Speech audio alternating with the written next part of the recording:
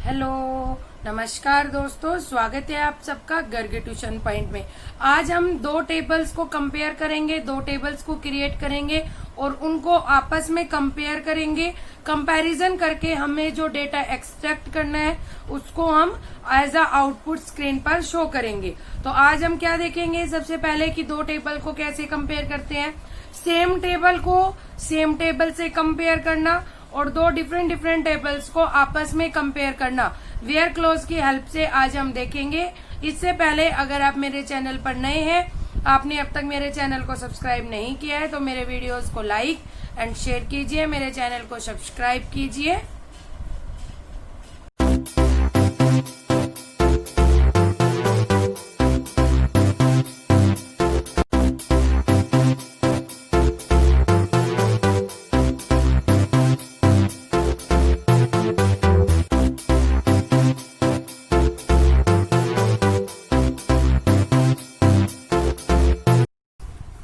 देखिए फ्रेंड्स, मैं एक ये टेबल है इंग्रेडिएंट की जो ऑलरेडी क्रिएट कर चुकी हूँ।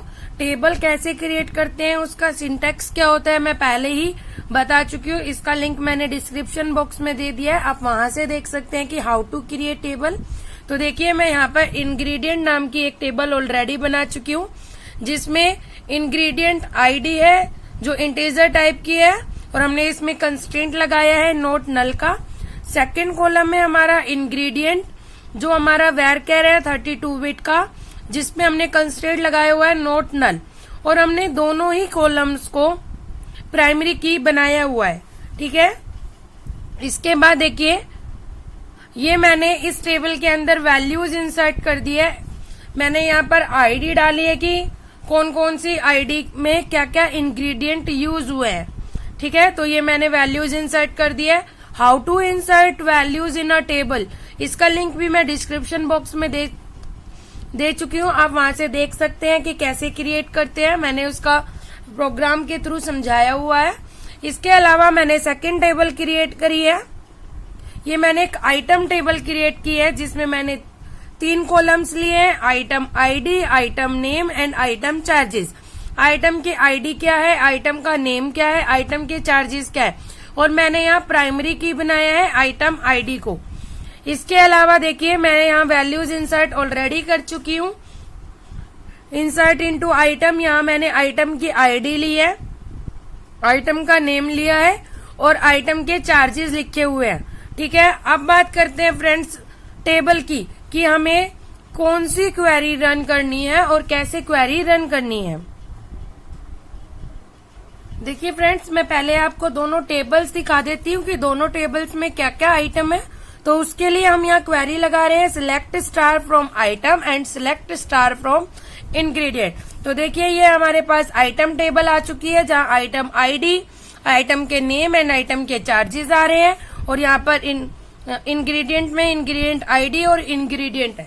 इनमें मैंने क्या किया है, जो हमने यहाँ आइटम आईडी यूज की है वही इंग्रेडिएंट आईडी हमने यूज की है, और क्या किया हुआ है, जो हमने आइटम नेम यूज किया है उनमें कौन कौन से इंग्रेडिएंट यूज हो रहे हैं इंग्रेडिएंट टेबल के अंदर वो हमने लिखे हैं। और अब हमें क्वेरी रन करनी है, find the name of the items one of the ingredient of which is similar to one of the ingredient of the particular item name.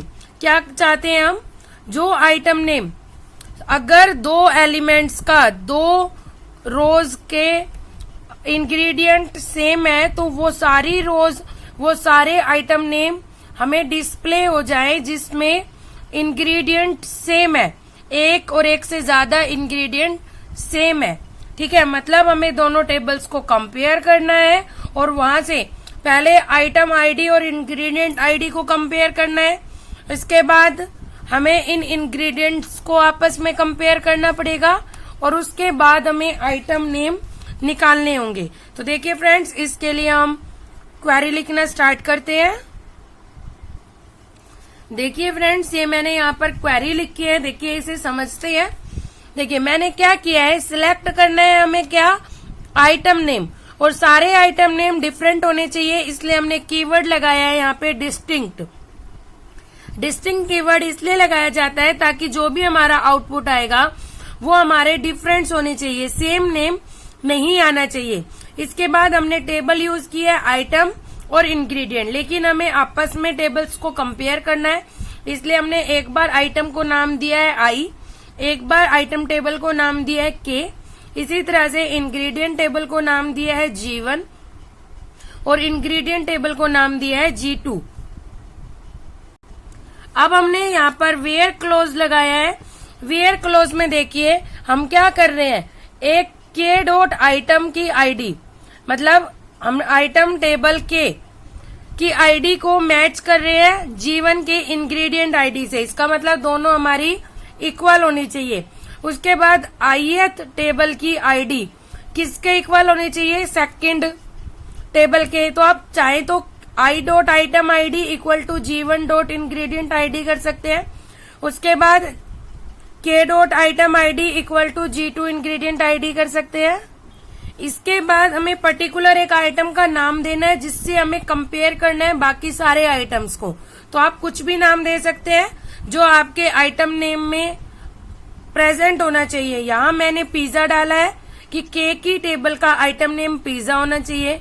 इसके बाद हमें दोनों टेबल को खुद से कंपेयर करना है, इसलिए देखिए G1 डॉट इंग्रेडिएंट आईडी को मैं कंपेयर कर रही हूँ G2 डॉट इंग्रेडिएंट आईडी से। तो देखिए यहाँ ऊपर मैंने डिफरेंट टेबल्स को कंपेयर किया है और यहाँ लास्ट रो में मैंने सेम टेबल को उसी टेबल से कंपेयर किया है। तो देखिए अब इस हम क्वेरी को एग्जीक्यूट करते हैं। तो देखिए एग्जीक्यूट करने के बाद हमारे पास ये सारे नाम आ चुके हैं जिनके इंग्रेडिएंट सेम है, burger, fried rice, Maggi, pizza. आप चाहो तो यहाँ से देखिए कंपेयर कर सकते हैं, आप अपनी जो टेबल्स है उसके आउटपुट से कंपेयर कर सकते हैं, आपको सेम आउटपुट मिलेगा। तो आई होप फ्रेंड्स आपको ये क्वेरी समझ में आ गई हो। थैंक यू, धन्यवाद।